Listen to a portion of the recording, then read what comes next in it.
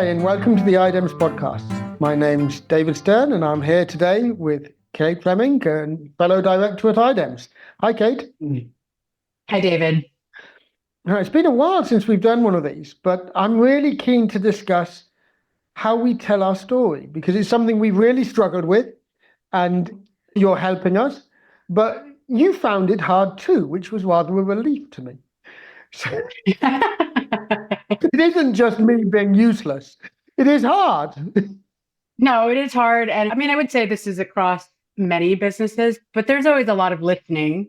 So if you just come in guns blazing, the odds are you're going to tell the story wrong. You're going to miss something. So there's always a period where you're just discovering.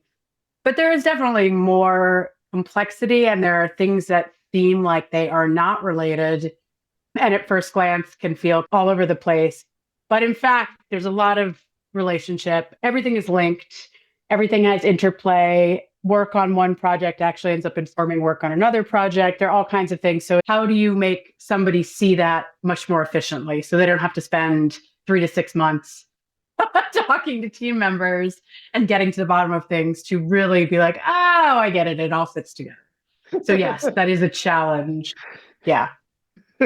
I think you're articulating your own journey, I think, a little bit there. But there is also this element that you did understand very quickly compared to other people. In fact, you're one of the few people who understood before you went on that long journey quite well what we're about. And yet I wasn't telling my story very well then. So maybe you could just talk through a bit. I think I was in the unique position of having been on that same journey myself. So I had seen all of the problems with existing technology. I'd understood social problems and the complexity of trying to develop innovation in relation to social problems, the quite collaborative teams and stakeholders you need to bring into participation. So there are all of these things at the moment you really go down the path. I think of really any social problem. I don't think it's unique to any particular one. The moment you're trying to solve something in social complexity, that's a really hard problem.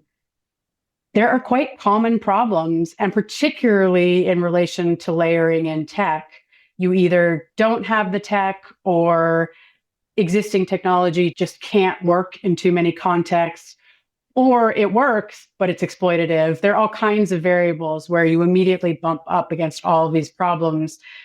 But just to tell somebody that is very different from living it and experiencing it and having really tried to make something work. It's like, okay, there's got to be something I'm just missing here. And then at some point you realize, no, I'm not. So when we met, and I always tell the story of when I presented on what I was working on, You were the one person in the audience who just instantly got it, who instantly saw other applications, I think there is just a lived experience there that unless you've been in the trenches on it, you can't. It's just very hard to really grasp. Well, but here's the key thing, because there's two things you've said. There's one, which is the fact that you had a whole load of lived experience before you could understand our story. And then you needed another 3 to 6 months. No, okay, so I didn't need that time, but I think it is worth being patient because there are always little details and there's nuance, and it's not every problem is alike in the same way. And I think it's also, there are places where I did see, actually, these are different, but I wanted to confirm that before I just was making that assumption. So I always think there's an element of patience, which I think we see in all of the projects we work on, is if you're working on a normal tech project, it's like, how do we get this to market in 6 months? Everything is on this timeline that's so escalated and expedited and just hurry. And actually, a lot of this is just, when you're working on hard problems, there is an element of patience and testing. And are we stepping correctly? I don't want to introduce new harms. I don't want to mess something up. So I think I brought that same thinking to this. And in the end, many of my original assumptions have been confirmed, but I'm still glad that I was patient on the journey. Yeah. I guess the thing I really appreciate in what you're drawing out there is this issue of patience, because it's one which I feel is central. And it's one of the things that I found hard to learn, because everybody talks about these urgent problems, and they are urgent problems. And if you don't deal with them now, they get worse. And so there is this urgency and that need for patience to be able to say, no, actually, if we do run, sometimes, not sometimes, we're most likely to not be getting it right. We need to be able to step back and understand how to deal with the urgency, but in a way which is actually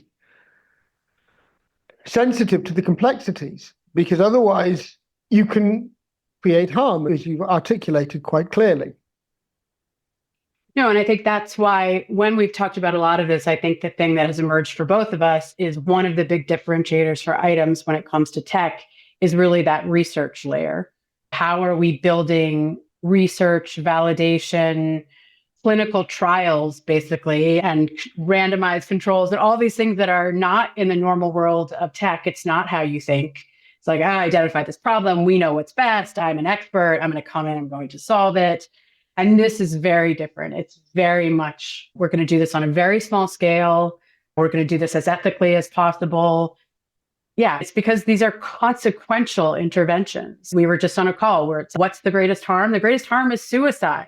It's like you're introducing a mental health thing, but if that mental health intervention doesn't work, it's not just like, oh, we didn't get our product out in time. It's like, no, literally there are life and death stakes. And so I think that sensitivity to the stakes involved, that really, it's a different calculation altogether. Yeah. And I think the thing which I really appreciate about the sort of the way you've come in and helped us to think about the story, because I always got criticized because it was all too complicated. And in my mind, it is all quite complicated. And the thing which I still struggle with is I understand the need and the desire to tell simple stories. But I also see the danger of simple stories. It's exactly that element. If you've got a really simple story, why don't you just run with it? Once the story is simple, you can run. And actually, that's where the danger lies.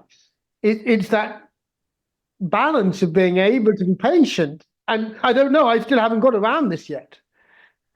Yeah, I think the challenge, I would say this is true for many technical products. The challenge is to tell a simple story that resonates with people, that actually sends them, it does enough work to pique their interest, to get them interested. And then they actually are going to be motivated to follow a journey of like, oh, this is something I'm curious to learn more about. I want to explore. So it's not that your goal is to reductively tell this really easy, simplified story, and that's all you need to know. It's how do you make it much more accessible for someone who doesn't know anything about any of this to grab their interest. And now they're curious, and maybe you give them a few different ways in, where it's like they might be interested in math, they might, but they might also be more interested in social problems, or maybe they're interested in child abuse. Like, what is the thing that's going to capture their attention? And then everyone in the end, if they take that journey, should converge with the same insights. You end up becoming interested in math and complexity because you were interested in child abuse. You end up becoming interested in child abuse because you were interested in the application of the math and complexity. So it's just that you can't assume that everyone starts from the same place of being interested. And I think the unique thing that we had is we speak completely different languages, but because we had both converged, we'd done in our own ways that journey. Yeah. We actually spoke a completely common shared language, even though sometimes when we dig deep, I'm like, I have no idea what you're talking about. And I will say something. I said something recently and you said, I don't know what that means. It was like that moment where I realized, oh yeah, there's something that I see quite clearly in the way my brain works. Yeah. And you have the same thing all the time where it's like a beautiful mind. You see this whole mathematical complexity and I have to trust.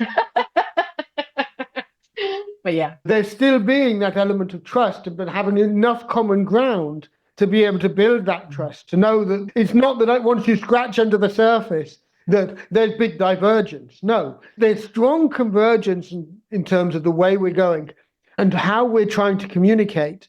And there's a big divergence in terms of the language that we own and how we came to where we are.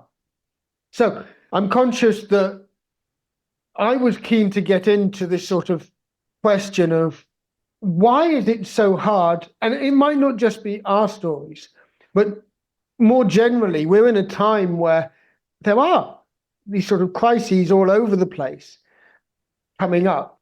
And it does seem to me that part of the problem is that the stories that are told are too simple.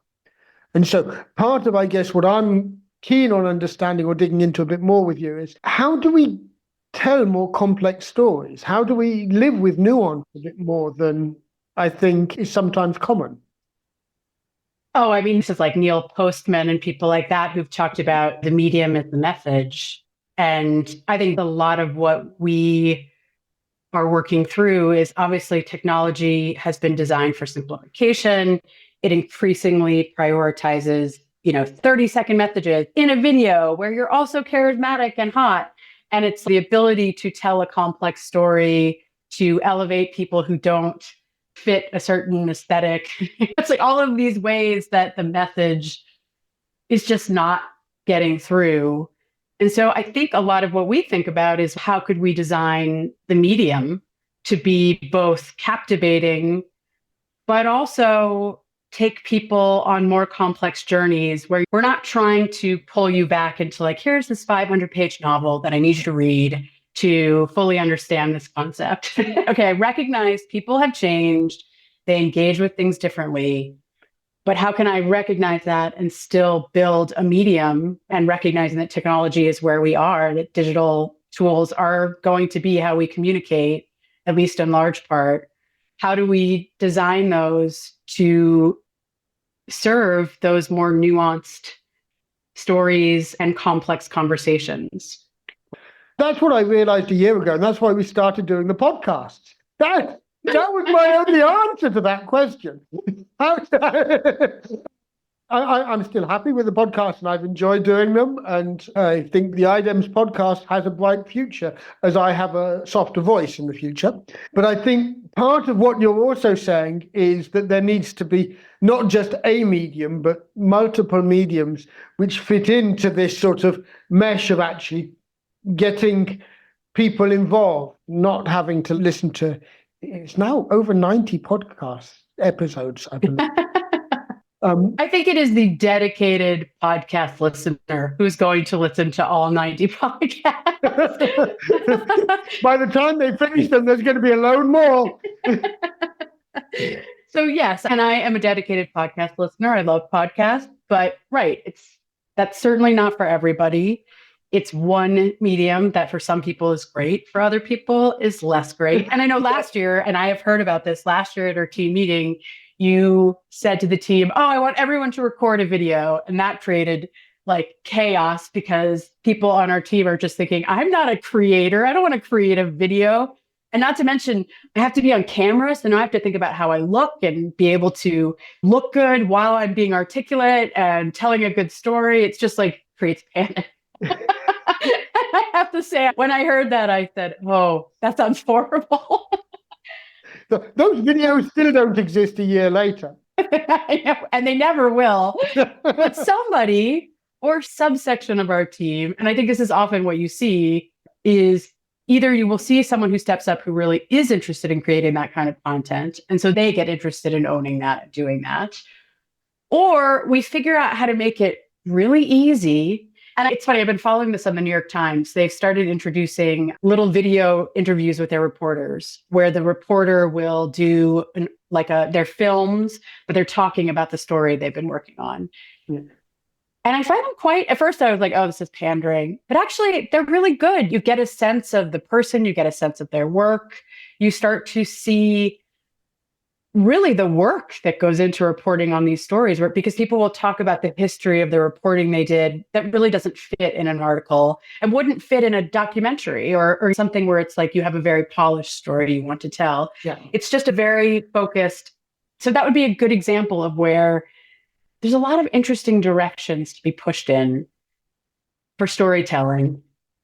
This was exactly my idea a year ago, where actually all of our staff are doing really interesting things, and they're interesting people. So if only they told the stories of what they're doing, it would be really interesting. I'd be interested.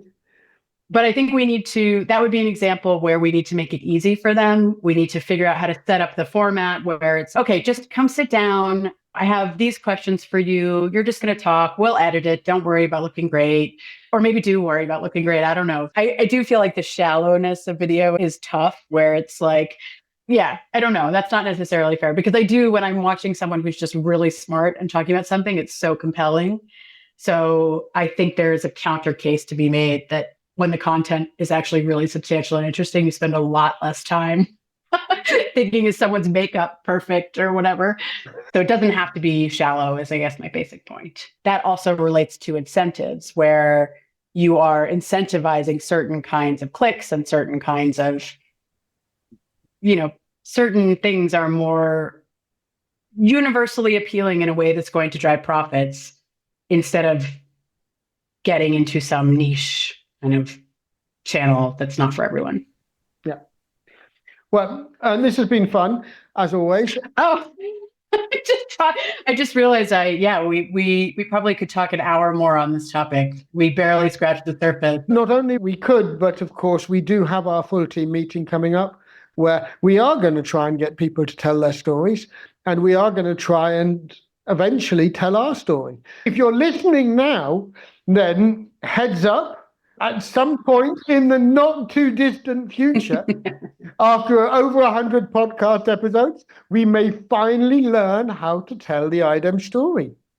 Yes.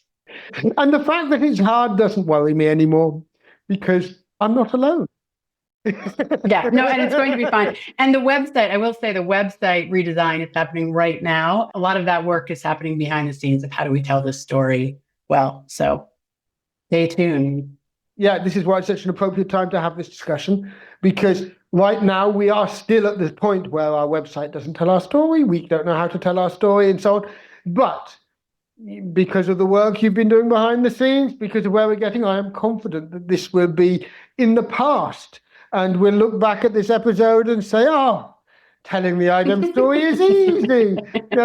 Yeah. Just ask Kate. Well, hopefully I can then move my energy to other things. But right now, yeah, this is a big, important, it's needed. It's needed because I think we're all exhausted sometimes with trying to do the work of what is IDEMS. Yeah. Like whenever I get asked that question, what's IDEMS? I'm like, oh, there's a little sigh. I'm like, oh God, okay. Here we go. Because it's either you tell a longer story or you realize you've only scratched the surface and someone didn't fully get it. So I want to just be able to say, go start with the website and then let's talk. Or listen to the podcast, find your way in. But also I suspect that going down the path of getting the website right will get us to that elevator pitch that lands where we're like, yeah, that actually feels like a great encapsulation of what we are. One day we'll get there. Anyway, I hope this episode, if anyone is struggling to tell your own story, whatever, I hope this episode helps reassure you. It can take ages, and maybe eventually you'll meet people who can help you along the way. Thank you. It's been fun. Thanks, David.